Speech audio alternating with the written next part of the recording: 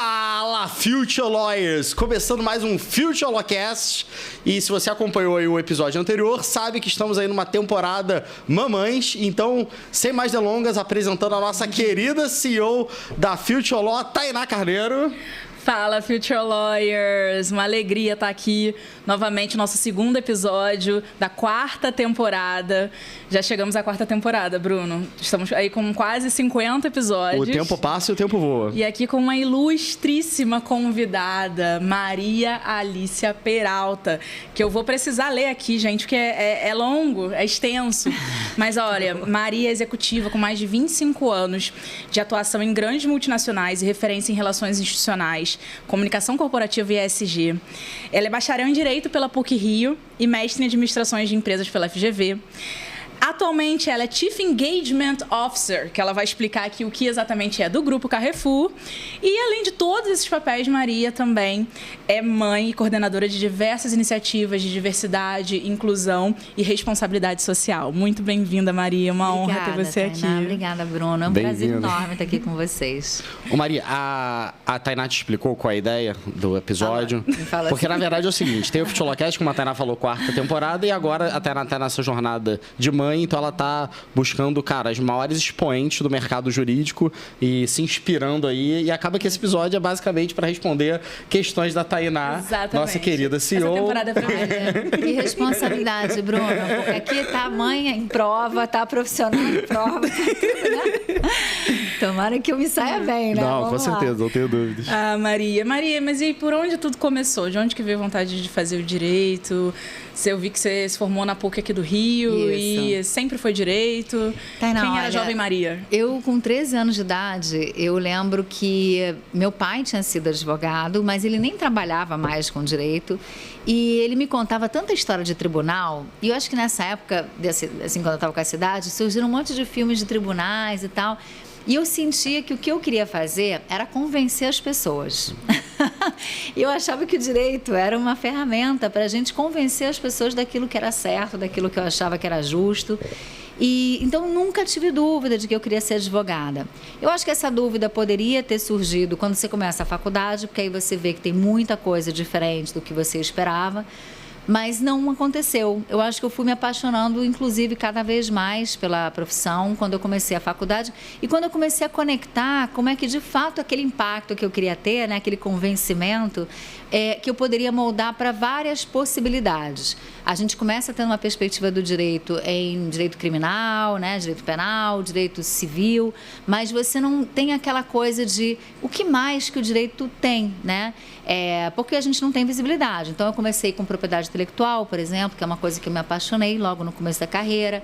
Depois eu passei para o direito corporativo, quando eu fui para a empresa. E aí você descobre um mundo completamente diferente do que que a Maria, né? Aquele mundo que a Maria de 13 anos achava Primeira que ia encontrar. decepção, né? Achando que ia ser todo tribunal, né? Pena que a gente não está nos Estados Unidos. Acho que todo mundo vive isso, né? Aí flerta ali com direito criminal, júri, aí...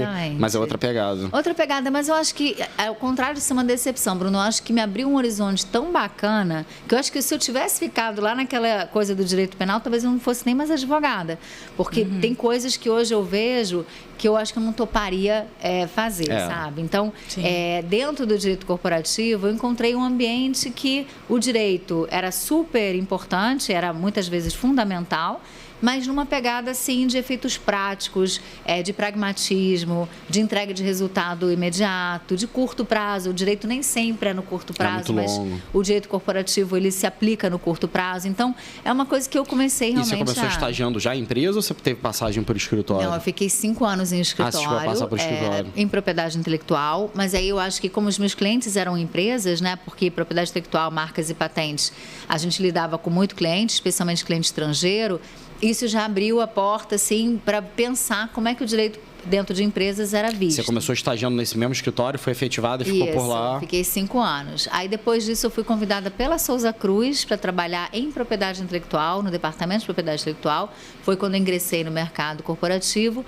E dentro da Souza Cruz, aí eu ocupei várias cadeiras até chegar à diretoria jurídica. Fez toda uma carreira lá dentro. Foram 16 anos de Souza Cruz. 16 anos de Souza Cruz, gente. Cara, e uma empresa, um setor, né, super desafiador, né, que para o advogado é um prato cheio em termos de desafio profissional, né? eu acho que é uma escola. Eu não tenho dúvida, né, que os profissionais que passaram pela Souza Cruz, não só no jurídico, em outras áreas, mas o jurídico especialmente, lidam com um setor muito regulado, né? Então, a gente estava aqui conversando um pouco antes sobre como a regulamentação precisa ser compreendida pelo jurídico para que ela não impacte de uma forma a congelar a atividade que a empresa precisa conduzir naquelas regras, né?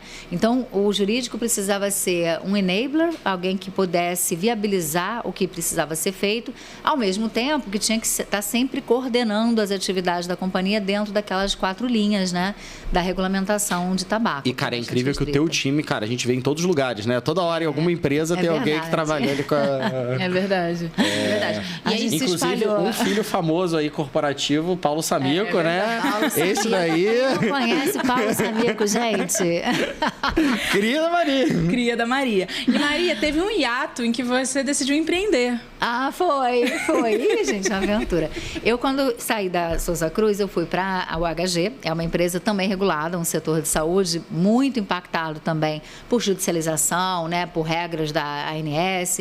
E ali foi, apesar das pessoas falarem assim, como é que você sai de tabaco para a saúde? Eu falei, gente, setor regulado e setor que sofre muito com contencioso tem muita coisa em comum. E foi o que eu encontrei realmente de desafio na UHG. Então, esse período da UHG eu passei 3 anos olhando uma coisa completamente diferente em termos de business, mas em termos de jurídico isso me ajudou bastante a desenvolver algumas outras ferramentas e especialmente, Tainá, essa questão de como é que a gente faz a gestão de uma carteira de processos muito grande que precisa ser reduzida. E aí é que entrou na minha vida sem processo. Lembrando que é patrocinadora aí.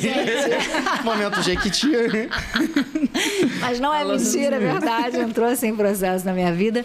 A gente incorporou, né, dentro da nossa gestão de contencioso o viés de acordo. E aí foi fundamental a parceria e a compreensão de como é que a gente olhava um contencioso do lado da oportunidade, redução de passivo, redução de provisão e não apenas o problema, né, que aquela roda girava ali todo mês. Quando eu apliquei, né, dentro do jurídico da Mil esse conhecimento, que a gente conseguiu entender melhor como é que ele podia nos ajudar, eu, quando fui empreender, também usei, né, muito a ferramenta própria Sem Processo num projeto e depois disso em outros projetos, onde a missão era reduzir contencioso, empresas que estavam com um passivo muito grande e que já não valia a pena aquele passivo continuar só acrescentando juros, né, com embates de, sei lá, 10 anos, 15 anos, onde a empresa já não tinha mais nenhuma vantagem, né, só desvantagem em manter. Então, a Sem Processo foi uma ferramenta super importante. A gente fez esse projeto com a Gafisa. Ele durou cerca de quase 1 ano, Tainá, onde nessa época era uma consultoria, né, que eu tinha. E aí nessa dobradinha a gente conseguiu fazer uma redução muito bacana, quase 40%, né, em alguns processos que estavam em execução, ou seja, super já perdidos, e a gente gerou uma economia importante para a companhia nesse sentido. Então, isso durou mais ou menos 2 anos, né, esse meu hiato da vida corporativa para empreender. Cara, Maria, uma coisa, além da Tainá, né, que o episódio é para ela e todo o podcast é focado nela nessa temporada, cara, a gente tem muita gente que vê, e a gente tem jovens na Future Law de 18 a 120 anos.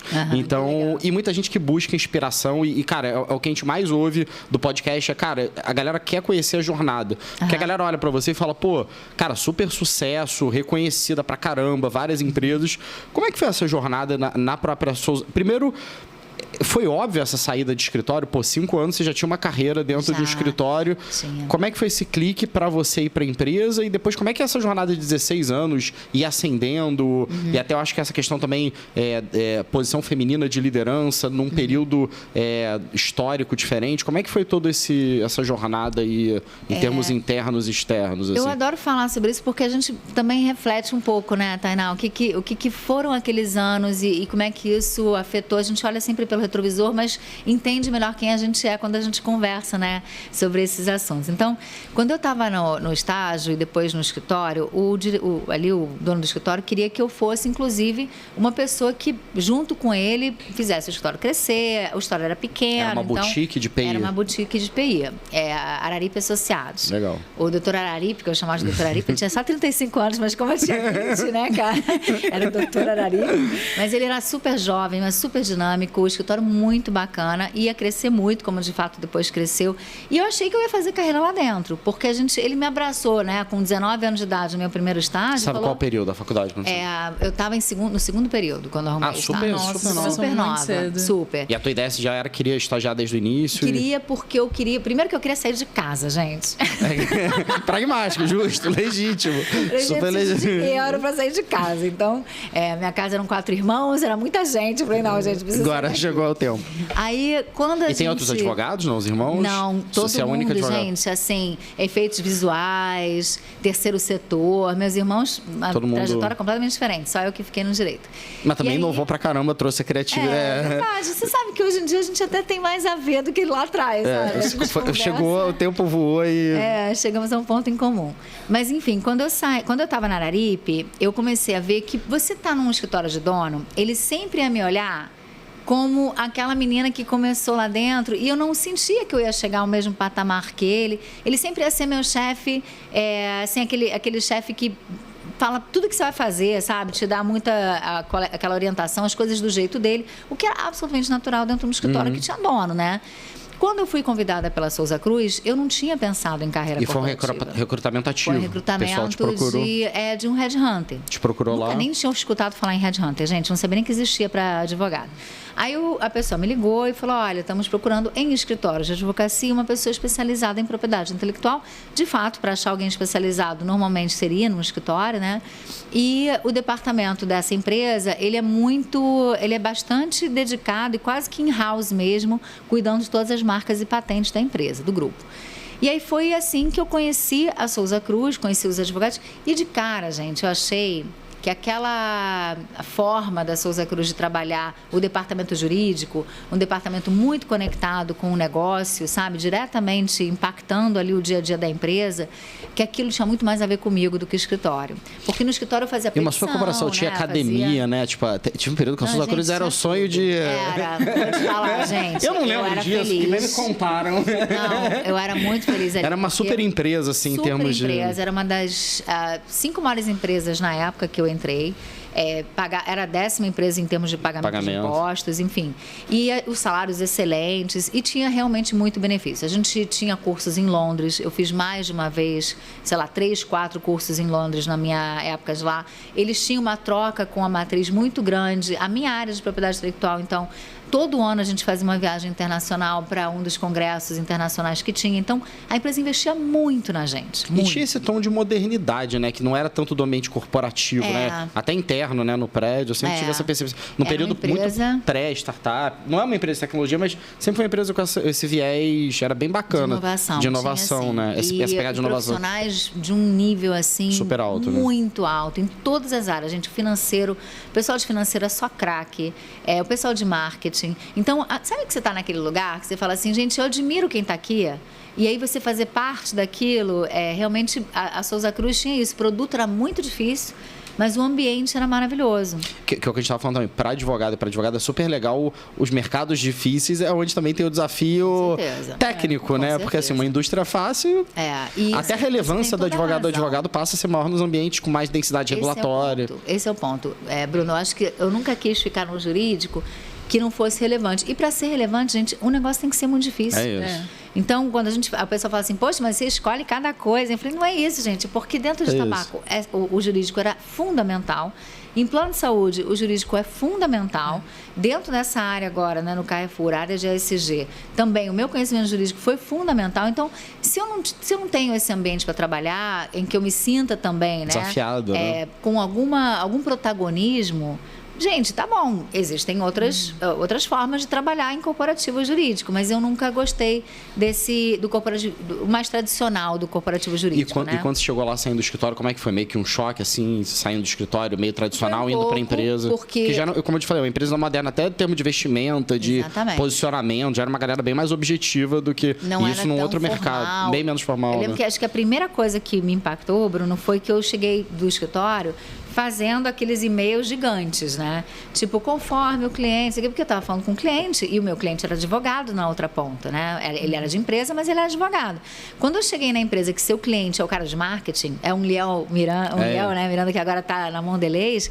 Enfim, o Liel era o meu par no super marketing. Dinâmico e... Um cara que aos 30 anos de idade, né, gente? Ele era, inclusive, ele vai dizer que é mentira, mas o Liel era assim, impossível com essa idade, né?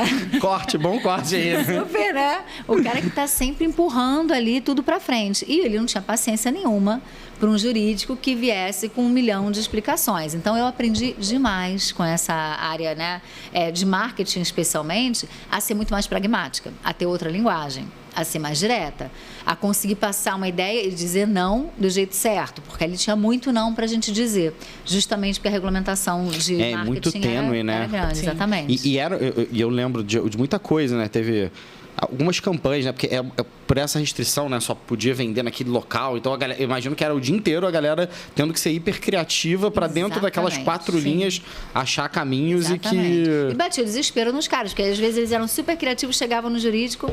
travava. Né? Aquele carimbo, reprovado.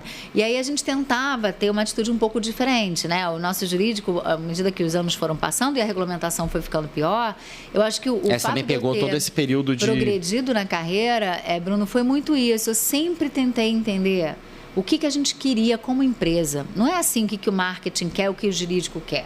A gente era um corpo só, né? Sim. E o objetivo era um só, era conseguir conquistar um mercado cada vez maior para a nossa companhia, dentro das 4 linhas. Então, isso me fez ter uma visão e uma parceria com as áreas de negócio que possibilitou que eu me tornasse depois uma gerente, depois... E aí você começou gerenciando essa área também de marketing, PI, porque isso também é um desafio, e isso é uma dúvida que as pessoas têm, e também eu queria ouvir de você. Principalmente quem tem passagem para o escritório acaba tendo um viés técnico, né? Sim. E quando você vai galgando a empresa, você vai tendo que... Você gerenciou tudo, trabalhista, civil, tributa. Como é que foi essa jornada de ser uma especialista em PI e agregando e gerenciando todas? Então, o que foi legal é porque a Souza Cruz tinha um modelo de business partner. Então, quando você virava business partner de uma área, e vamos dizer, eu virei da área industrial, da área que fabricava mesmo o produto, né? Nessa área... patentes era importante, mas não era a única coisa. Eu comecei a lidar com trabalhista, muito contrato. Essa área precisava de apoio em outras matérias do direito. Já era um micro departamento jurídico dentro do departamento jurídico. E eu era o business partner, né, daquela área. Então, eu sentava nas reuniões de diretoria daquela área. Você era quase um posto avançado, sabe, do jurídico. E essa foi uma visão muito bacana que a Souza Cruz teve. Antes mesmo de eu me tornar diretora, a gente já trabalhava nesse modelo. E aí, quando a gente começou a entender as necessidades da área, eu comecei a abrir um leque para o direito empresarial, de forma muito mais abrangente. Então, deixei de ser uma especialista. E começou a abrir a visão. E os meus chefes também falaram para mim, olha, Maria, em empresa... não fica apegada a uma coisa só. Não tem problema nenhum você gostar mais de uma área do que da outra, mas assim, na medida que você vai galgando os degraus que você quer galgar, você vai precisar ser muito mais apegada de especialidades. Você vai ter que ser generalista. E eu vejo o Marcelo Lima, que é meu sócio, ele sempre fala isso e eu concordo muito. Empresa acaba virando mais especialista no negócio do que no direito, né? Você fala, cara, imagina na época você entendia tudo de tabaco da planta, então, que é uma coisa difícil, que é o desafio, acho, para mim, na minha visão, dessa transição de carreira do advogada que sai do escritório, porque se ele for muito apegado no direito, ele não consegue abrir horizonte, não consegue dialogar e ele não consegue ajudar, porque ele não entende o business, né? Tem advogados até, Bruno, que escolhem continuar especialistas. Vou te dar um exemplo. A área tributária. Você tem advogados tributaristas que continuam sendo tributaristas. Mas quando eu entrei no ambiente corporativo, primeiro que eu olhei o departamento jurídico, falei assim, gente, eu quero ser diretora. Geração Z, tá vendo? 50 anos, geração Z. Mas eu falei assim, gente, eu quero ser diretora. Eu achava o máximo aquilo. Primeiro eu achava diretoria o máximo, as pessoas lá. Eu falei, meu Deus, quanta gente inteligente. Mas você já comprou isso no day one, assim? Cara, não foi no day one, mas foi logo no começo. E aí eu me lembro que o diretor jurídico, na época, o Márcio Fernandes, ele falava assim... Gente, a gente tem que ter muita responsabilidade quando a gente contrata estagiário, trainee, porque o nosso futuro diretor jurídico vai vir desse grupo, então tem que ser um cara que venha da UERJ. Aí ele dava uns parâmetros super daquela época, né, gente? Tô falando de 20 anos atrás. E aí, eu não atendia nenhum, né, gente? Não era nem homem pra começar, né? Era mulher. Tem que ser um cara. Tem que ser um cara. 100 anos de Souza Cruz e 100 anos de homem na diretoria, né, gente? Eram 100 anos de homem na nas diretorias, não tinha nenhuma mulher ever. Além do, não só jurídico, geral. Nenhuma diretoria Caramba. que tinha uma mulher, nenhuma. Nos 100 anos de diretoria. Aí eu falei, quer saber? Aí eu falei pro Márcio assim, Márcio, tem uma pergunta. Aí ele falou o quê? Falei assim, por que você tá falando que tem que ser um cara? Não pode ser uma mulher? Aí ele falou, pode. Aí eu acho que o Márcio já marcou assim, falou assim, não, essa menina tá afim, né? E eu tava muito afim, Bruno. E aí, essa minha trajetória... Não, e o que eu acho legal é que hoje parece óbvio isso dentro, mas é um super desafio você ali nova, fazer o desafio pro diretor. É uma postura lá de uma futura... Não, e a resiliência, né? Porque a resposta veio 10 anos depois. Exatamente. Eu passei muito tempo, porque é uma construção, né, gente? E o que você tá falando, Bruno, é uma coisa que eu falo muito quando eu faço mentoria de mulheres. Muitas vezes, o ponto de você se posicionar, assim, não tem problema nenhum. As pessoas têm muito medo de fazer isso, né? De se expor. Ele podia ter dito ali, imagina, você tá louca, né? Você nunca vai sentar nessa cadeira. Sei lá, podia ter me dado um fora. Mas eu acho tão importante a pessoa saber, e vou te falar, quando eu virei mãe, a gente já vai falar disso, se eu não tivesse me posicionado abertamente, as pessoas, elas pressupõem coisas sobre você. E não porque elas são ruins, ou porque elas são, né, tem um aspecto negativo, é porque elas acham assim, mãe, Maralice acabou de ter filho, né? Ela não vai querer ser expatriada. Maralice acabou de ter filho, ela não vai querer assumir uma área nova, ela não vai querer ser promovida. Aconteceu isso comigo nas 2 vezes que eu tive neném. As pessoas tomando decisão por você. Aí tem uma hora que eu estava percebendo que a coisa estava desandando, eu falei assim, gente, assim, tem menor problema, eu tô super afim, eu vou expatriada com um filho de 2 anos de idade, carrego o marido, que era uma coisa também menos normal, né? Os expatriados iam com as esposas cuidavam dos filhos, e aí o expatriado ficava feliz trabalhando lá na matriz. Eu fiz totalmente o contrário. E essa quebra que você foi fazendo também foi ocorrendo em outras áreas, ou era meio que um movimento isolado teu ali no jurídico? Não, ou isso tava... eu tenho colegas da mesma época em marketing e finanças, mulheres que começaram a se posicionar dessa maneira. E foi meio que um movimento ali... Você começou a ter uma geração de mulheres que eram mães, que eram casadas e que quebraram essa percepção de que você não poderia ter uma carreira internacional. Então, muitas delas foram para fora, para outros países, não só para Londres, né, para a Matriz. Eu fui para a Matriz, mas no momento em que os homens falavam assim, as mulheres deles não fariam isso. Então, o cara começa a pensar com a cabeça dele, o que é absolutamente normal. Imagina, se a moça acabou de ter neném, se ela vai viajar com o neném dela pequeno e tal. E muitas encararam, e o machismo estrutural que no momento histórico era muito... Óbvio que a gente ainda está numa construção, mas muito maior. Naquela época eu era gerente, eu não era diretora ainda. Fui fazer esse tempo, né, lá fora. É super difícil, né, Bruno? Mas conta essa jornada. Então, você já estava como gerente, aí você teve teu primeiro filho... Isso. Eu, quando assumi essa área de business partner, que foi esse grande desafio de sair da propriedade intelectual Já como gerente, eu engravidei do Tomás. E aí... A minha volta, depois que o Tomás nasceu, eu fiquei de licença maternidade. Naquela época eram 4 meses, né, gente? A empresa ainda não tinha dotado os 6 meses de licença. Então, ele era muito pequenininho, né, quando eu tive que deixar ele em casa. Mas essa época abriu a oportunidade da gente trabalhar no combate ao contrabando de cigarros, que era uma área mais pesada, assim, mais punk. Reportava para o vice-presidente da companhia. Uma área com muita criminalidade envolvida, né, organizações criminosas mesmo. E eu falava assim, e eles queriam contratar um gerente para essa área, um gerente mais sênior. Era uma posição de gerente sênior que abriram. E aí o pessoal começou, vamos recrutar no mercado. Aí eu falei, cara, aí alguém lá pelas tantas falou assim, Maralícia, qual o perfil que você acha que deveria ter para essa área? Eu falei, para começar, eu gostaria de me candidatar, porque vocês não me perguntaram se eu queria ser, né? De novo, lá, pé na porta, Maria. Gente, nem sei que juízo que eu não Não, mas acho super legal, cara, mas acho... Eu não entendi por que vocês não perguntaram se eu gostaria, porque eu já trabalho, né, com uma parte dessa área e vocês... Aí o cara falou assim, mas você acabou de ter neném. Você está voltando área de RH? Licença. Não, o meu chefe. Já, o teu chefe mesmo? Já o meu chefe mesmo. Naquela época era um gerente sênior. Aí eu falei assim, eu topo. Eu super topo. Eu vou ficar muito chateada se vocês contratarem alguém para essa área e não me derem oportunidade. Aí ele pegou e me colocou, né? Falou, tá bom, minha filha, agora vai. Gente, era uma loucura. O que eu viajava, o que eu não parava. Como foi sua motivação para desejar ser diretora, tava mais um passo, né? Mais um degrau ali. Você sabe, Tainá, eu comecei a sentir desde muito nova que eu pensava o seguinte, por que não, sabe? Acho que é uma pergunta que eu me fazia muito. Eu não fazia mais a pergunta por quê. Muita gente fala assim, Maria, por que você queria? Eu falava assim, por que não? Por que não podia ser eu a gerente? Por que não podia ser eu a diretora, sabe? E aí, e esse desafio eu fazia pra mim mesma. Qual é o teu signo, Maria? Acho que eu sou peixes. Fofa. Mas eu questiono isso porque a premissa é de que você não desejaria, de que você não teria condições físicas, emocionais para assumir essa posição nesse momento. E eu acho que tem há pouco tempo eu e Bruno conversando e aí eu falando, Bruno, mas eu preciso fazer as coisas. Eu tô aqui ansiosa, eu preciso resolver as coisas, eu tô com muita energia, eu preciso gastar isso aqui, eu preciso fazer isso. E aí eu senti isso, que tem uma pressuposição que não é de modo algum negativa, mal intencionada, mas que é da pessoa que está do outro lado, que não tem essa visibilidade e que enquanto você não se posiciona, ela não tem a mínima ideia do que você realmente deseja, sabe? Não, total. É porque eu acho que a mulher grávida, né, Tainá, você está sentindo isso, a gente perde a identidade. A Tainá some, aí vira a Tainá grávida.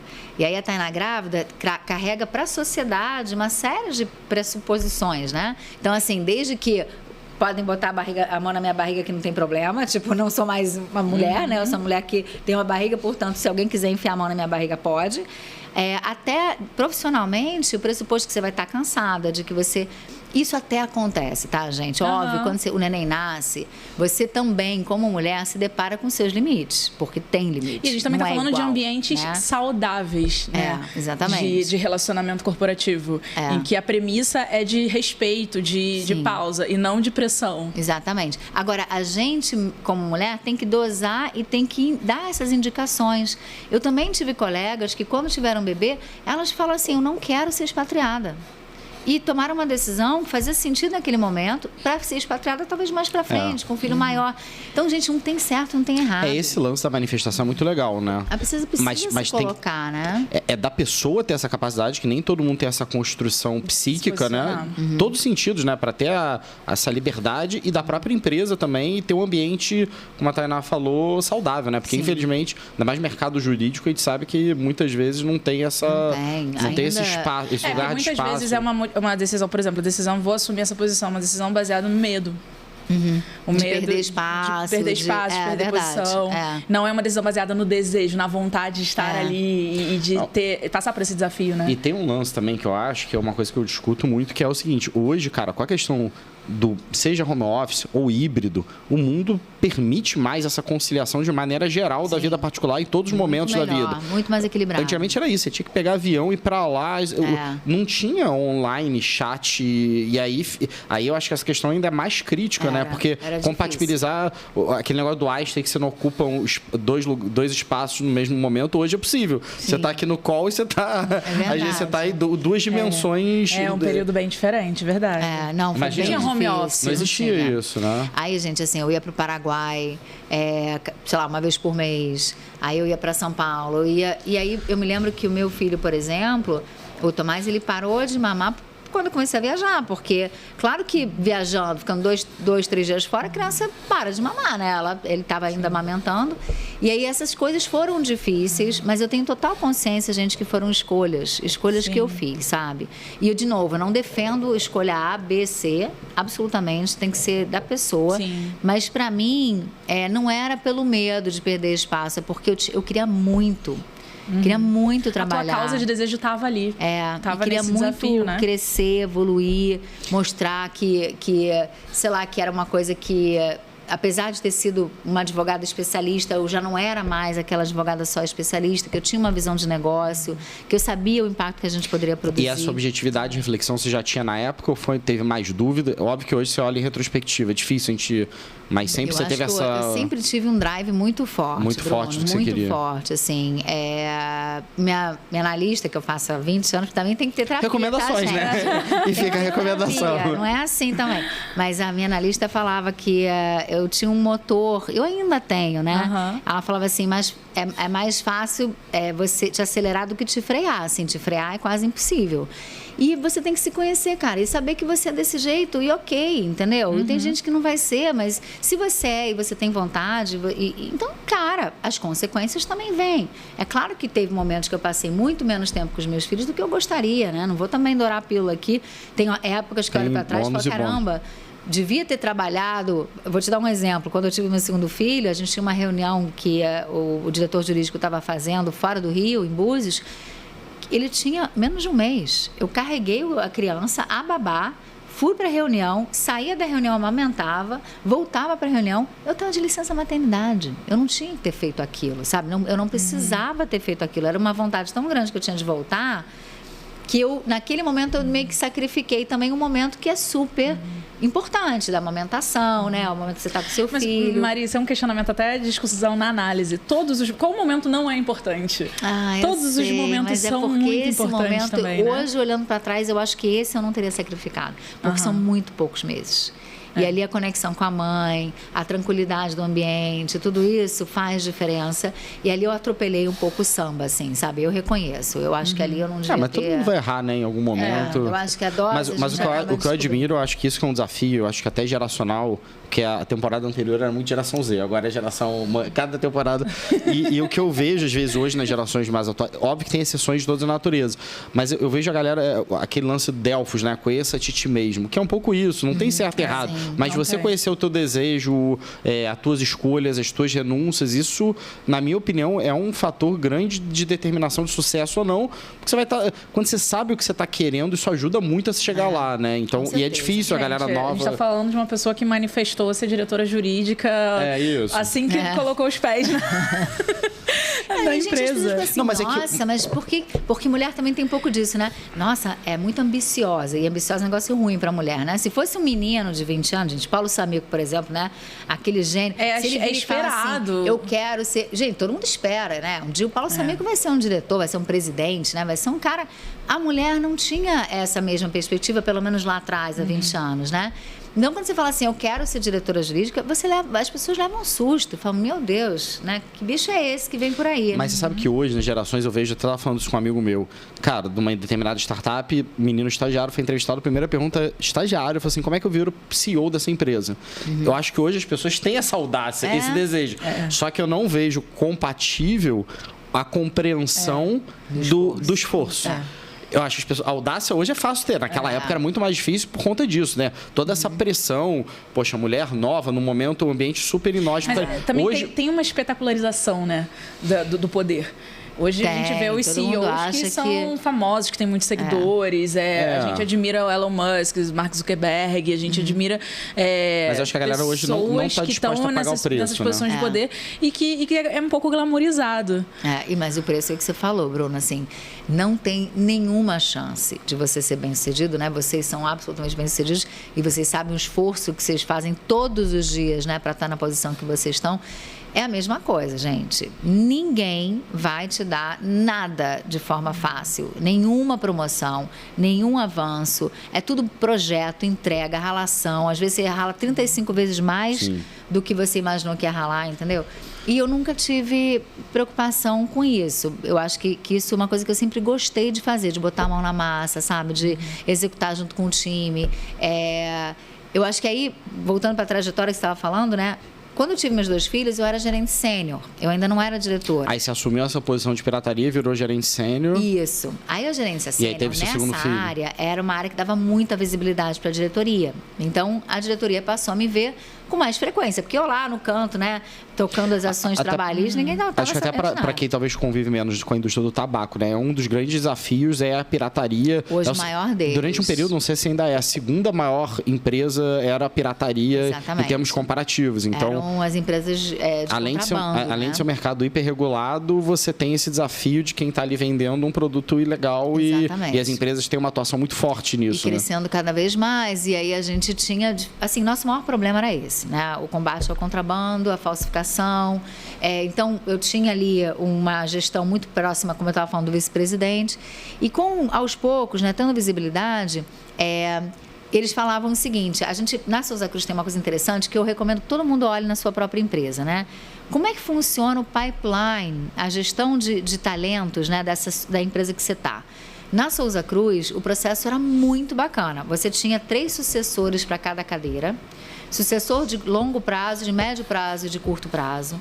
Você, como sucessora ou potenciadora, você sabia disso? As pessoas falavam assim, olha, você está sendo considerado como sucessor do fulano de tal.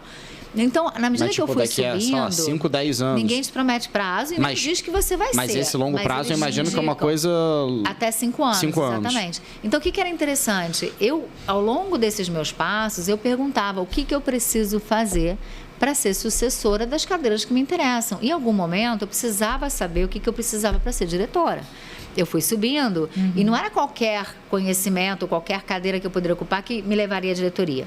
Aí chegou o meu maior desafio, onde a cadeira que eu precisava ocupar era a cadeira de contencioso, e contencioso estratégico, ou seja, leia-se STF, STJ, contencioso de tabaco, que todo mundo, né, conhece, Product Liability Litigation, mais difícil que tem é o de tabaco, no mundo todo, né, nos Estados Unidos e no Brasil. E pode ser o final também da operação no Brasil, numa e podia dessas. ser, naquela época, podia ser o final. A gente não tinha tido nenhum caso julgado no STJ nem no STF, então... Esse era o momento crítico. Os casos tinham subido, estavam no STJ e no STF, mas não tinham sido julgados ainda. E aí o meu chefe falou, bom, você quer ser diretora jurídica? Sem sentar nessa cadeira, você não vai ser. Aí eu falei, me bota na cadeira. Eu falei, olha, você pode achar que eu sou maluca, porque eu não entendo nada disso. Mas se você acha que essa é a cadeira que eu tenho que ocupar, me bota nessa cadeira e eu vou tocar. Isso o vice-presidente? Isso o meu diretor, meu diretor jurídico, né? O diretor jurídico regional. O meu chefe imediato, que era o diretor jurídico do Brasil, era especializado nessa área. Ele não botou nenhuma fé. Ele falou assim, gente, não coloca uma pessoa que nunca viu Product Liability Litigation nessa cadeira. Vocês estão loucos, não vou fazer. Mas o presidente da empresa, o Dante, e o meu diretor jurídico regional bancaram, falando, se ela quer ser diretora jurídica e a gente acha que ela tem que ser preparada, ela tem que sentar nessa cadeira. E aí foi a minha prova de fogo, gente, porque eu tinha 2 filhos pequenos. Eu realmente não sabia nada. E aí eu mergulhei, assim, dentro da matéria mesmo. Aí tinha que ter conteúdo, né? Para poder discutir com o advogado externo. E só os histórias mais tops, né? Sérgio Bermudes, Eduardo Ferrão. Porque eu vi que não tem nenhuma pós em contencioso, não. Não tem, não dava tempo, gente. O cara falou, toma, filho é teu, agora resolve esse negócio. E aí eu comecei a estudar e lidar muito com os escritórios externos, né? E eu aprendi uma coisa, gente. Outra coisa que eu não tenho medo de fazer. Ouvir, perguntar e ouvir. Eu não sabia nada. Eu tinha os melhores advogados do Brasil ali. Vou fazer o quê? Vou ficar com vergonha de não saber? O cara já sabe que eu não sei. Né? Por isso que ele é especialista e eu não sou. Então eu sentava com eles e os caras me davam literalmente aula. Eu tive aulas até de regulamentação em alguns processos com o escritório externo. Eu falava, cara, eu preciso de 10 aulas com você. Me cobra por hora, me cobra como você achar que tem que me cobrar, mas eu preciso ter esse conhecimento o mais rápido possível. Então você tem que se jogar também, tem que se jogar sem vergonha de ser feliz, né? E nesse foco, você estava com foco nesse contencioso e continuava gerenciando o resto ou as outras? Não, aí eu parei de fazer todo o resto. O foco passou a ser isso, você estava vivendo isso? Eu passei a ser gerente sênior de Product Liability, PLL, né? O apelido que tinha dentro da empresa. E aí eu apanhei muito no começo, Bruno, porque eu fazia as apresentações para o Antônio, que era super especialista, e ele só batia. Falava assim, você não sabe do que você está falando, você não sabe o que você está falando, isso aí não é assim, não sei o quê. Tomava aquele banho, né, de água fria. E aquele eu falei, né, não era para estar aqui, né? Exatamente. Aí eu fui, aos poucos, passaram, sei lá, 2, 3 meses, eu lembro que com os 3 meses eu sentei e fiz uma apresentação para ele, e ele questionou um recurso que eu tinha dito que era um recurso, um agravo de instrumento, ele falava que não era, que não tinha, a gente tinha dado entrada num outro recurso. Eu falei, é um agravo de instrumento. Aí ele falou, não é. Eu falei, eu tenho certeza. Mas assim, acho que ele levou um susto tão grande que eu falei, eu tenho certeza. Aí a Maria, 13 anos de tribunais, filme americano, né? Eu protesto, né? Cara, aí veio o julgamento no STJ do primeiro caso de PLL na minha mão, né? Caiu na minha mão. O caso ia ser julgado pelo ministro Salomão. O Antônio entrou ali em parafuso. Falou, meu Deus do céu, tá essa menina que não sabe do que tá fazendo. Tá o julgamento. E eu lembro que a gente teve uma conversa onde eu ia fazer o despacho com o ministro.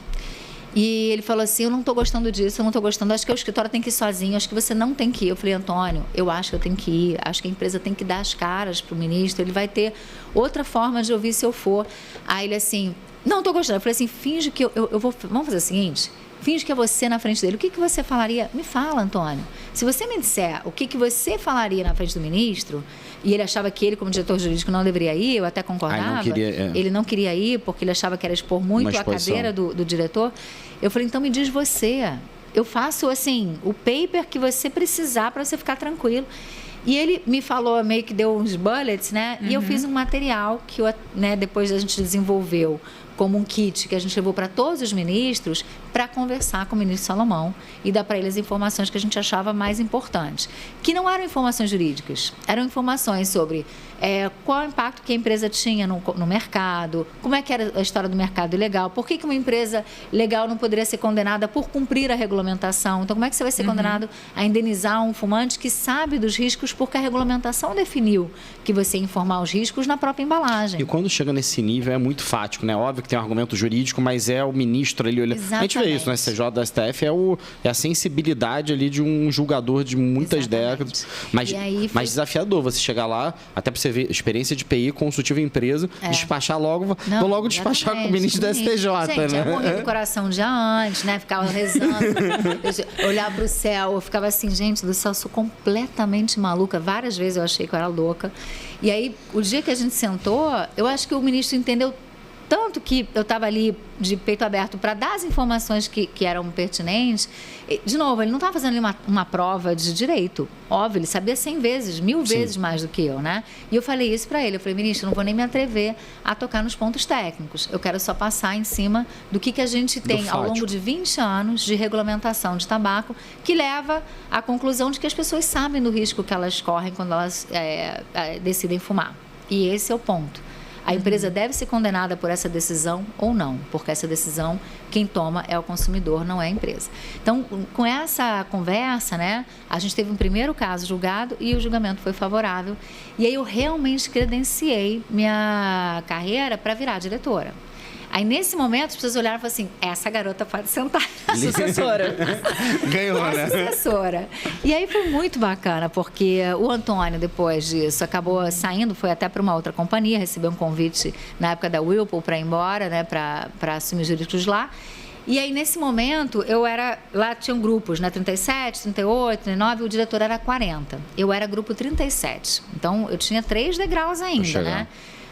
Quando o Antônio saiu, eles me promoveram como do 37 direto para o... Pularam para oportunizar. Pularam, não foi para o 40, mas foi para o 39. Eles me pularam, inclusive, na frente de outras pessoas do departamento jurídico que já eram 38 e que poderiam ter assumido essa cadeira, né, o 39.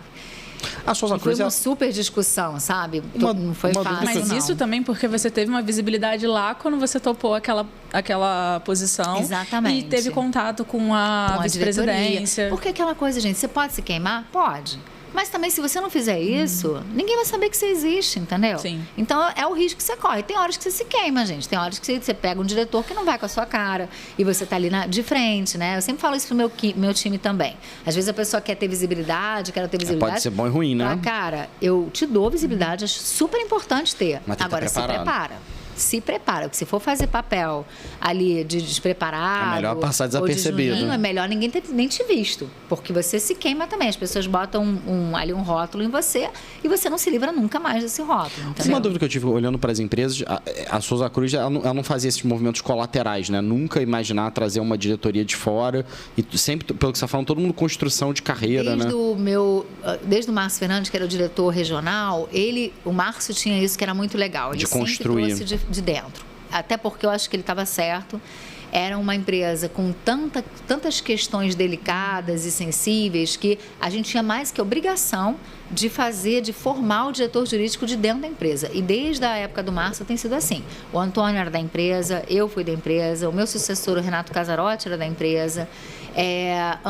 Depois do Renato, agora, a Júlia Vantes, diretora jurídica, era da empresa. Então, todo mundo formado lá dentro ao longo de muitos anos. Porque é uma coisa que eu vejo também muito nas empresas, que a turma vai pulando também, né? Para subir, às vezes, cara, eu tô gerente aqui, aí tem uma vaga de gerente sênior na outra empresa, vai fazendo esses ping-pongs. A tua jornada foi muito linear. Em algum momento você pensou em, cara, Pensei, eu recebi propostas ao longo do caminho para assumir gerente sênior, gerências e gerências sênior em outros lugares. Mas o que eu pensava, Bruno? Quando você faz isso, você sempre corre o risco de que as pessoas vão te ver naquela posição e você, de qualquer forma, vai ter que gramar se você quiser subir para diretor. Por quê? A diretoria, gente, eu vejo as empresas contratando diretores, ou seja, você vai, por exemplo, se hoje o Carrefour for buscar um diretor jurídico, ele vai buscar uma pessoa que já é diretor. Ele não vai arriscar de pegar um gerente sênior. Então, você pode ir num gerente, você até pode pular de galho em galho e ir crescendo. Você sair de gerente sênior para diretor numa organização, a não ser que seja uma organização muito menor, que aí sim, né? Você sai de gerente sênior, você equivale a um diretor numa organização menor. A não ser que seja isso, você não vai fazer esse passo. Você não vai virar diretor, entendeu? Uma empresa grande, pode esquecer. Você tem que virar diretor sendo gerente sênior daquela empresa ou de uma empresa menor. E a tua cabeça era ser diretora jurídica da Souza Cruz? Era. Não tinha mulher nenhuma. E não tinha mulher na E como é que foi? Quando você assumiu, tinha outras colaterais? Você foi a primeira? Eu fui a primeira. Caramba. Eles até fizeram uma matéria da revistinha da Souza Cruz, né? Que chamava No Ar. E aí a matéria era a primeira mulher diretora na história da Souza Cruz. Foi muito legal. Quebra de paradigma. Nossa, fiquei assim muito feliz. Com 2 filhos pequenos, entendeu? Então toda aquela pressuposição que a gente estava conversando, né? Pode, não pode, consegue, não consegue, gente, depende do quanto você quer. Sinceramente, acho que depende disso. E isso gerou uma visibilidade até, imagino, nas outras áreas? Teve esse lance de mentoria interna? Como é que... Teve. Eu conversei com muitas mulheres, né, que estavam em posições ali de gerente sênior, que também estavam querendo chegar.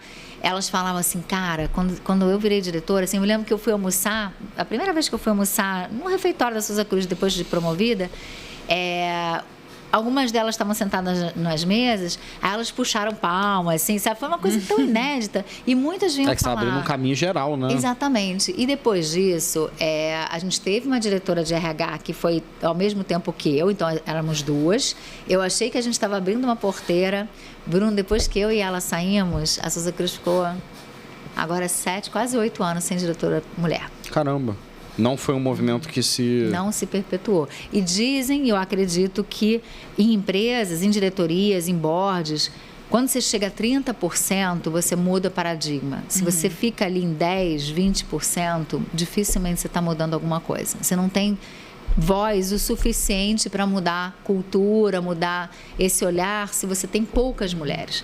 Tem que ser acima de 30%. Não chegou naquele parâmetro. Não chegou nesse parâmetro. Maria, essa experiência pessoal também pautou o trabalho que você faz hoje, né? Com certeza, muito, Tainá.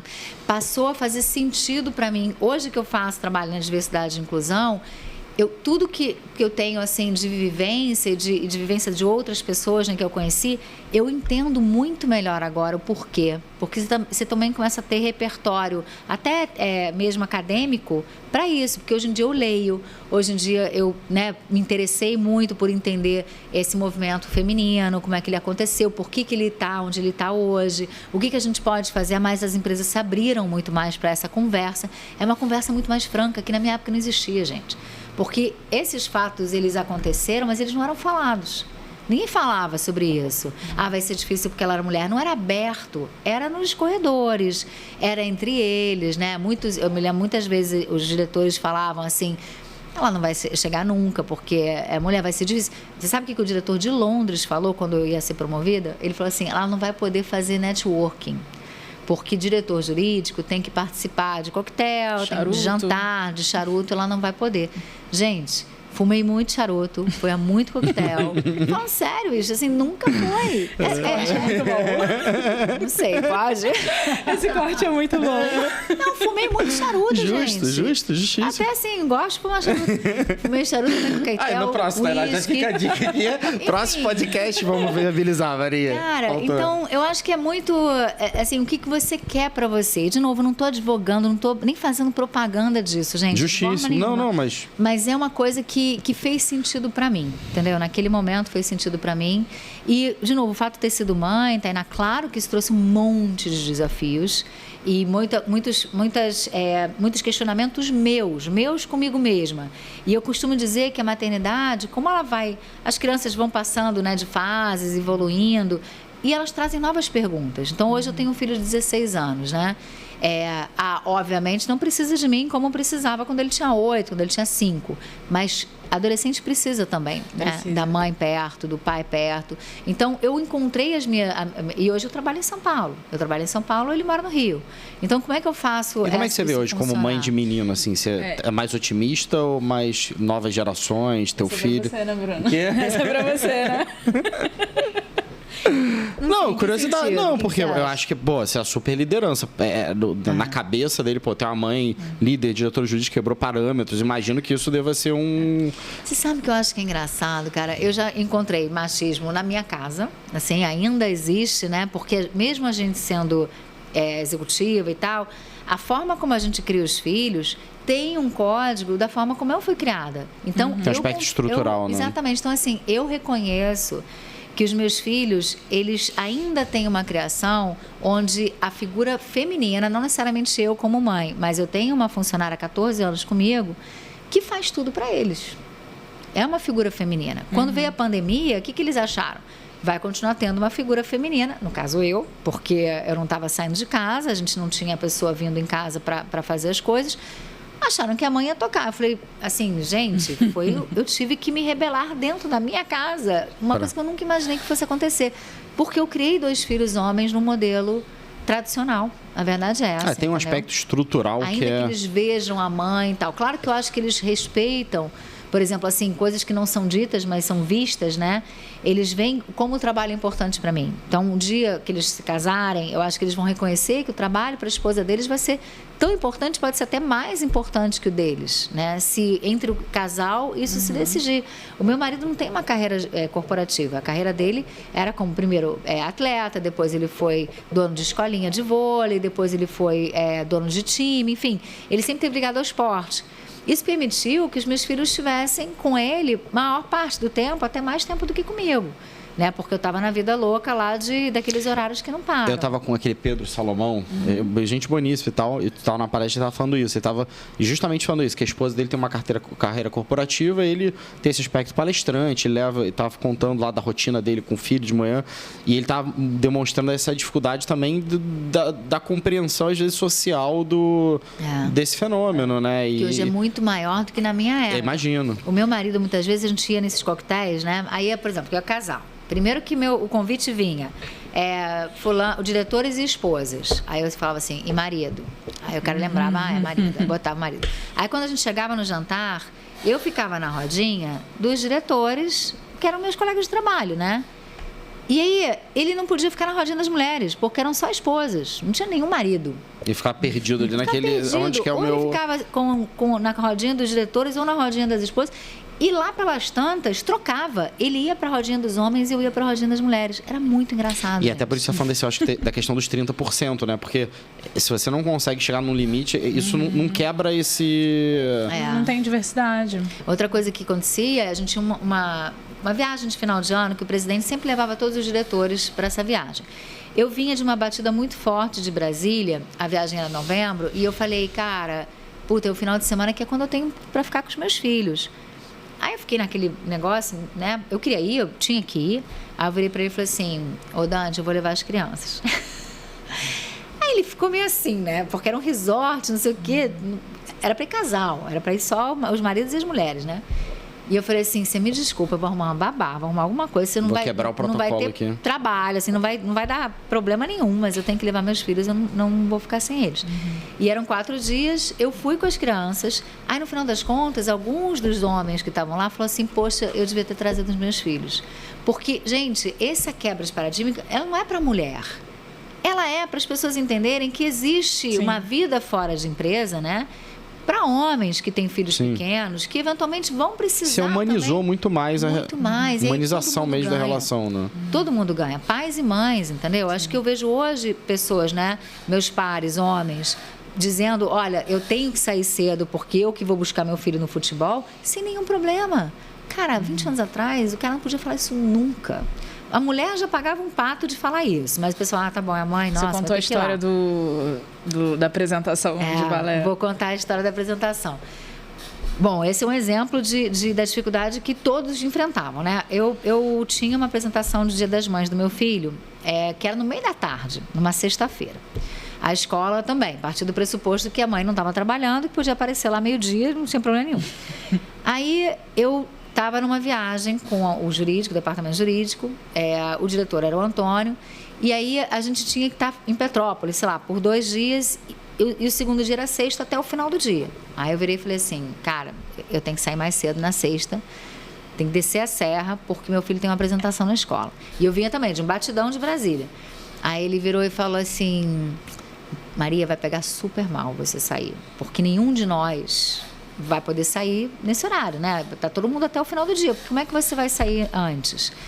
E aí eu falei, ele falou assim, poxa, é o tipo de coisa que você vai ver, que na tua carreira vai acontecer várias vezes, você vai ter que escolher. Ele me fez um mentoring. Pressão. Aí ela ainda falou que foi um dia que ela recebeu um super feedback positivo. Não, ele tinha falado pra mim assim, pô, que legal, né? Os resultados de Brasília estão vindo, os processos estão caminhando super bem, eu acho que você está no caminho certo. Finalmente, assim, eu recebendo um feedback positivo do Antônio, que era quem estava ali, talvez duvidando, né? Me desafiou pra caramba. Então eu tava muito feliz. Aí eu achei que era o ambiente de falar pra ele, já que eu tô mandando bem, eu posso sair mais cedo? Não, e cá entre nós, assim, volta, eu não tô julgando ele, ninguém, de maneira nenhuma. Ele, mas eu digo assim, mas, porra, parece óbvio que, cara, tô entregando meu trabalho lá em Brasília, tipo assim, porra, beleza, não vou confraternizar mais 1, 2 horas. Exatamente. Tipo assim, só que a cabeça bullshit, dele, né? era de outro lugar. Era o lugar seguinte, se você é a candidata e você tá ficando mais próxima disso... Tem que posicionar ali. A tua posição, as pessoas vão ver... Exatamente, vão ver como você se comporta. E aí, eu sair mais cedo não é o comportamento de uma pessoa que está ali para ser, né, um líder, um diretor jurídico. Mas eu acho que isso também dialoga muito com o tempo e, obviamente, a cultura da empresa. Hoje, que é o que você falou, cara, hoje as pessoas querem líderes humanos porque elas se sentem confortáveis, elas se sentem conectadas. E na época tinha esse meio que... Eu lembro também de uma grande amiga que assumiu um determinado jurídico, ela falava isso, ela compartilhava comigo, cara, ela tinha que assumir posturas que eram contrárias, mas pela posição. Então, criava-se esse imaginário, né? Então, acho que tinha um imaginário corporativo do que deveria ser. E eu acho que hoje super-homem, né, é o gente? super-homem, é isso, é meio que isso. E hoje líder super-homem. E hoje Líder isso dialoga invencível. pouco com as pessoas, porque eu acho que atrai poucos talentos, né? Exatamente. O talento hoje, talvez geracional, o momento que a gente vive, as pessoas querem pessoas humanas. Cara, que legal, tá saindo lá para ver a apresentação do filho dela. Pô, eu também vou ter essa oportunidade. Exatamente. Isso cria um ambiente até de tranquilidade para as pessoas. Isso que a gente tá falando de uma empresa que, pelo que você fala, tem uma estrutura de isso, incentivo, um oásis, né? benefícios Sim, E era do momento. Então, assim, realmente, eu acho que isso, quando eu virei diretora, e eu tive várias advogadas na minha gestão que tiveram filhos, né? Eu lembro que uma delas virou para mim e falou assim, Maria, vou sair de licença, a licença já era de 6 meses, eu falei assim, cara, você vai tirar 6 meses, e ela tinha 2 meses de férias, e aí ela queria tirar, assim, 6 meses de licença, eu vou jogar minhas férias lá pro ano que vem. Eu falei, menina, tira tudo junto, cara, vai ser maravilhoso, você vai ficar 8 meses, mas Maria, eu vou ficar 8 meses, eu falei, não vai fazer a menor diferença, juro, não vai fazer a menor. Essa tranquilidade... Porque eu tinha certeza de que ela entregava um trabalho bom. Cara, qual era a diferença de eu cobrir para ela? Porque alguém ia ter que cobrir os 6 meses. Cobre 8, gente. E curte teu filho 8 meses. Eu falei, olha, esses 2 meses, o bebê é outro. Um bebê de 4 meses é uma coisa, um bebê de 6 é outra, completamente diferente. O bebê de 8 é outra coisa. Se sair de casa e deixar um bebê de 8 meses, é infinitamente melhor do que se sair de casa com um bebê de 4. O bebê de 4 nem come ainda, gente. O bebê de 4 só mama. O de 6 já está... supostamente, né? Passou aquele período, já pode introduzir a comida. Então, eu estava acostumada com o cenário que os meus filhos ficaram... Eu tive que praticamente arrancar do peito, né? Tipo, foi isso. Eu não tive oportunidade. Então, eu quis dar essa oportunidade para outras mulheres e criar uma geração de mulheres, porque essa é a nossa responsabilidade, né, gente? Como líderes, vocês como líderes, né? Que as pessoas também olham para vocês e os comportamentos, é da gente estabelecer novos comportamentos e novos padrões, né? E novos padrões. Porque as pessoas falam assim, cara, tá evoluindo. A Maria, que é diretora, ela falou para tirar 8 meses. Esse é o exemplo que você está dando. Eu não queria ser a Maria que deu o exemplo que foi levar o filho com 1 mês para... Aí eu me falo que eu me arrependi, inclusive do exemplo que eu estava dando. Falei, gente, eu estou dizendo aqui que o correto é você sair no meio da tua licença maternidade, carregar teu filho praticamente no peito para participar de uma reunião. Não faz sentido nenhum, entendeu? Mas, cara, as pessoas que se propõem a fazer as mudanças acabam levando as porradas para conseguir abrir os caminhos, né? Você tava ali abrindo E até alguns arrependimentos para você entender o que faz sentido ou não, né? Porque, tem, né? De repente, será que a Maria de hoje seria a mesma Maria se lá atrás você não tivesse desejado esse desafio, sabe? Algumas coisas poderiam ter mudado. Então, talvez. eu acho que a história a gente tem que também aceitar um pouco, né? Dentro hoje em dia realmente dentro do que você tem. Maria, aceitar. Uma dúvida que eu tenho também, você falou da jornada e até a gente foi e voltou, aí beleza, você teve esse período ali, cara, como consultora. Cara, o que te motivou a voltar para o ambiente corporativo? O que você tinha para provar? Pô, já virou primeira diretora do Santa Cruz, tocou lá 1000, tava consultoria bem... O que te fez... Vou te falar uma coisa que eu senti falta, Bruno. Na verdade, como consultora, eu não sentia que eu tinha um impacto em cima de um ambiente, assim, de número de pessoas maior. Vou te dar um exemplo. Na 1000, as decisões que a gente tomava, elas impactavam 3 milhões de clientes, né? Então, eu tinha essa responsabilidade e esse propósito. Gente, eu quero fazer um trabalho bem feito, porque eu sou uma empresa responsável que impacta 3 milhões de beneficiários de saúde. Então, assim, o meu trabalho matters, né? Ele importa para tudo isso. O meu trabalho como consultora, ele era mais indireto. Eu impactava, talvez, financeiramente uma empresa, um departamento jurídico, mas eu não tinha mais aquele impacto, né, para uma população, né? E o convite do Carrefour era completamente diferente. É um novo desafio também, assumir, né? Exatamente, assumir a área de ESG, relações institucionais, comunicação e diversidade. Então, eu não era jurídico, não tinha, aliás, o jurídico estava, né, continua sendo tocado e muito bem pela Ana Rio. E aí eu falei, gente, esse é um negócio que eu tenho que testar. E eu fui muito com esse pensamento, Bruno, eu vou ver qual é. O máximo que pode acontecer ela não funcionar, eu voltar com a minha consultoria. Aliás, ela está aberta até hoje, né? Então, assim, esse movimento, ele pode acontecer a qualquer momento. Então, quando eu entrei no Carrefour, eu literalmente entrei de peito aberto. A empresa estava fazendo uma grande fusão com o Big. Então, o meu momento de comunicação era gerar essa integração de 2 gigantes. Eram 150 mil pessoas. Primeira vez que eu trabalhava no maior empregador, né, privado do país. Então, era esse o tamanho, assim, do desafio, né? De você levar essa massa de pessoas para um movimento de cultura diferente, para um momento ali de integração. E aí eu falei, gente, adorei, sim. Então, eu amei fazer a integração. E um desafio novo também, né? Em termos totalmente novo. Eu sentava com agência de comunicação que me olhava e falava assim, tipo, who are you? Assim, da onde você veio, né? E eu falei, gente, não é minha especialidade, mas não precisa ser, entendeu? Que é outra coisa que eu aprendi também na vida, gente. Para fazer gestão, para entregar um resultado, um conteúdo, você não precisa ser especialista de nada. Você tem que ter muito bons especialistas com você. Uhum. Não estou desfazendo a especialidade de jeito nenhum. Eu tinha as melhores agências de comunicação trabalhando comigo. Esse luxo, né, uma empresa grande como o Carrefour pode te dar.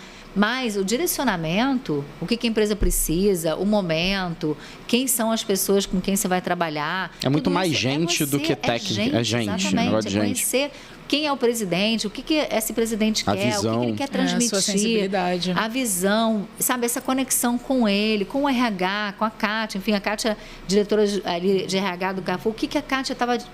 Qual era a proposta dela? Traduzir isso foi muito legal, entendeu? E o conhecimento jurídico, nos casos que eu tive também de condução de crise, porque também o Carrefour tem, né? Está muito sujeito a crises. Pelo volume de gente. Ali eu tenho um super conteúdo jurídico que eu acho que me ajuda muito a lidar com as questões de crise, né? O que o judiciário, como é que o judiciário vai ver isso? Como é que as pessoas vão enxergar? Como é que hoje, o que se espera de uma organização de responsabilidade, com grande responsabilidade social, né? Então, assim, hoje eu sinto que eu abri um capítulo na minha história profissional, minha trajetória, que vai me dar outras oportunidades, entendeu, Bruno? Hoje eu me sinto capacitada para olhar e falar, cara, daqui para frente, posso voltar a ser diretora jurídica, posso continuar nesse ramo de sustentabilidade, posso aprender muito mais sobre sustentabilidade e ESG, porque é uma área que está só crescendo. Então, eu acho muito bacana. De novo, gente, é um risco. Você não tem certeza de que aquilo ali vai funcionar. A Maria audaciosa continua, né? Tipo assim, tomando risco. Isso é legal, cara. Mas isso mantém a motivação. Né? Porque eu acho isso, mantém. Você querer aprender, você querer uma coisa nova, você querer que arda um pouquinho na pele, sabe? Eu acho que mantém a gente jovem. Eu tô com 51 anos, fiz a semana passada. Quero realmente, né, ter uma trajetória que eu não vejo a linha de chegada, para falar a verdade. E eu trabalhei com um cara que é o Abílio Diniz, né, que faleceu, infelizmente, também há 2 semanas atrás. E com o Abílio eu aprendi isso, gente. Só fica velho quem quer. Só fica defasado quem quer. Se manter atualizado. Se você se mantém atualizado, né? E eu tenho aqui uma admiração enorme pela Future Law, por tudo que vocês representam, né? Em termos de questionamento, de como a gente faz as coisas acontecerem, como a gente pode fazer as coisas acontecerem. Eu sou uma grande fã dessa forma de pensar, entendeu? Porque eu acho que é a maneira que a gente se mantém como pessoa, não é como um profissional apenas ou como advogado. Esquece, é como gente mesmo. Como você vai se manter relevante para você mesmo, em primeiro lugar, né? Para a tua família. Os meus filhos daqui a pouco estão grandes, um deles já está na faculdade, né? O Tomás, que estava ali com 4 anos na época da história que eu escrevi. Voa, né? Voa, gente, voa. E o exemplo que eu quero dar para eles é disso, dessa eterna curiosidade, dessa eterna assim, vontade de fazer. Que se eles levarem isso para eles, vai ser maravilhoso, entendeu? Talvez mais do que outras coisas que eu pudesse dar de exemplo, né? Essa é uma lição que eu queria que eles levassem. Maria, chegando aí no final, não sei, Tainá, tem perguntas finais aí? Nossa, eu acho que ela finalizou muito bem. O que eu gosto sempre é isso, porque assim, cara, a menina que olha e fala, cara, quero ser a Maria, eu sei que é difícil pra caramba, ouça o episódio inteiro, mas tipo, como tipo, sei lá, um livro, uma ideia, uma frase, alguma mensagem assim que fique. Eu acho que alguns livros mudaram um pouco a forma como eu penso.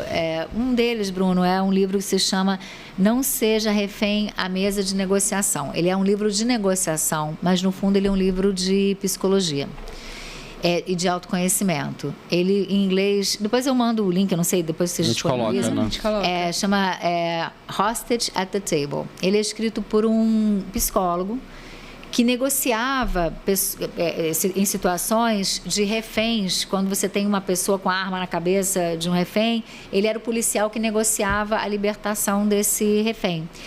E ele faz um paralelo onde o refém muitas vezes somos nós e nós nos colocamos nessa posição de refém. Então, esse livro mudou a forma como eu penso, porque muitas vezes na minha carreira eu falei assim, eu não tenho escolha, eu estou fazendo isso porque eu não tenho escolha, eu não posso fazer aquilo porque eu não tenho escolha. Gente, sempre tem escolha, sempre. Então, essa quebra de paradigma de pensar tudo que eu fiz, coisas boas, coisas ruins, coisas certas e coisas erradas foram escolhas. E as escolhas foram minhas. Ninguém escolheu por mim. Você é a protagonista da própria história. Você é a protagonista. Porque isso, gente, dá uma liberdade, sabe? Muitas vezes eu chorava porque eu não estava com os meus filhos, eu estava não sei aonde. E é difícil, bicho. Assim, é difícil pra cacete. Não estou falando que seja fácil. Só que nessas horas eu falo assim, eu escolhi estar aqui. I'm the master of my soul. Escolhi. E é difícil mesmo. E vai ter vezes que eu vou escolher estar com eles mais do que, né, no trabalho. Também já fiz essa escolha. Na pandemia, né, o começo ali da minha consultoria, cara, eu demorei para me engrenar porque eu estava ali no momento, estava todo mundo enfiado dentro de casa, os meus filhos adolescentes, passando por mil dificuldades. Eu escolhi estar com eles, sabe? Escolhi estar ali dando suporte, né, para o meu marido. Meu marido é cadeirante, ele também precisa de suporte das formas que ele, né, muitas vezes demanda. Tem horas que eu falo assim, eu preciso estar com meu marido. O cara vai fazer um exame, vai fazer alguma coisa, eu tenho que estar com ele. Né, tem uma situação de saúde que eu preciso também cuidar. Então, assim, tive momentos em que as escolhas também não foram só pela profissão. Também não quero passar uma impressão de que o tempo todo a carreira só foi primeiro lugar e nunca, né, sofreu.